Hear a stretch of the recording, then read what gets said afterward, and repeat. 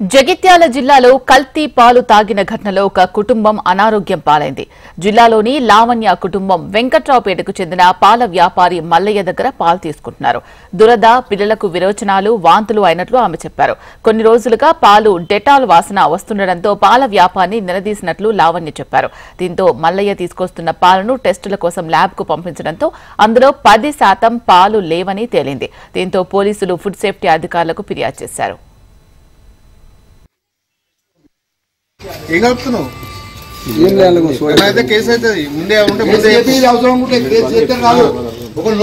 పాలకి ఏముంటది, కొంచెం బెన్న నెయ్యి అట్లా వస్తుంది.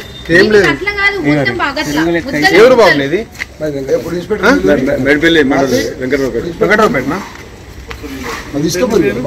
మొత్తం తీసుకుపోయి అది టెస్ట్ పంపించారు.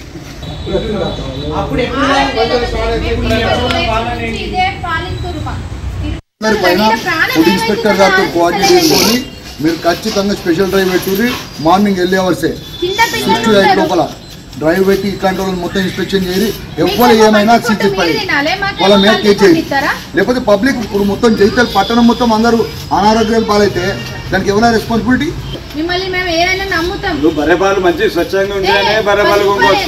ఇప్పుడు ఆయనకు ఉన్నాయి 2 బర్రెలు 4 బర్రెలు ఎన్ని పాలు ఎడికెళ్ళి వచ్చాయి?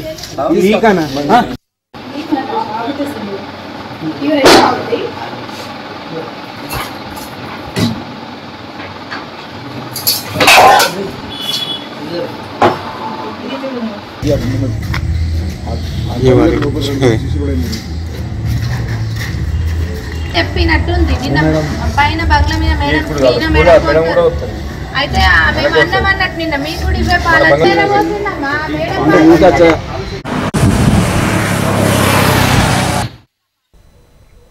జగిత్యాల జిల్లాలో కల్తీ పాలు తాగిన ఘటనలో ఒక కుటుంబం అనారోగ్యం పాలైంది. జిల్లాలోని లావణ్య కుటుంబం వెంకట్రావుపేటకు చెందిన పాల వ్యాపారి మల్లయ్య దగ్గర పాలు తీసుకుంటున్నారు.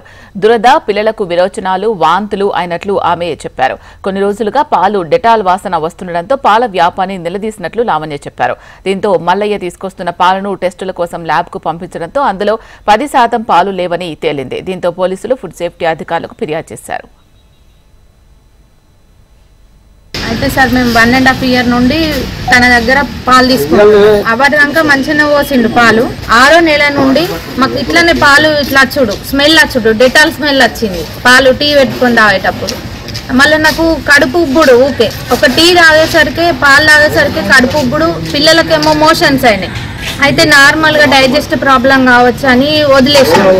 అయితే తను ఇట్లనే పాలు తెస్తే ఈ చేతులకు పెట్టుకొని చూసేసరికి ఇది మొత్తము మనకు నెయ్యో వెన్న లెక్కన సమర్ వస్తుంది. కానీ అట్లా లేదు, ఈ పాలు మొత్తం పౌడర్ ఇట్లా అతుక్కునుడు సున్నం లెక్క. అడిగిన తనని, ఏంటి అంకుల్ ఇట్లా పాలు ఎంత స్మెల్ వస్తున్నాయి అది అని అంటే, మీకు ఇష్టం ఉంటే తీసుకోరు లేకుంటే లేదు అన్నాడు. పోనీ మా పరిస్థితి ప్రభావం వల్ల ఇక ఆగుతుండు కదా డబ్బుల కానీ మేము పాలు తీసుకున్నాం.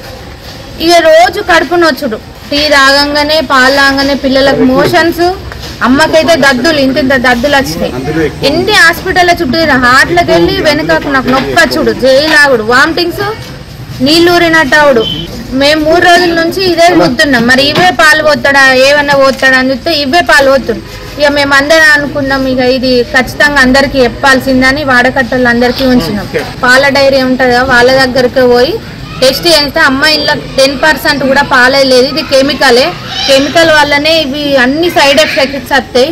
అయితే కడుపు నొప్పి లేదంటే హార్ట్ మీద పడుతుంది, లివర్ మీద ఎక్కువ పడుతుంది అని తను చెప్పినప్పటి నుంచి మాకు ఇంకింత భయం అవుతుంది సార్. అంతే.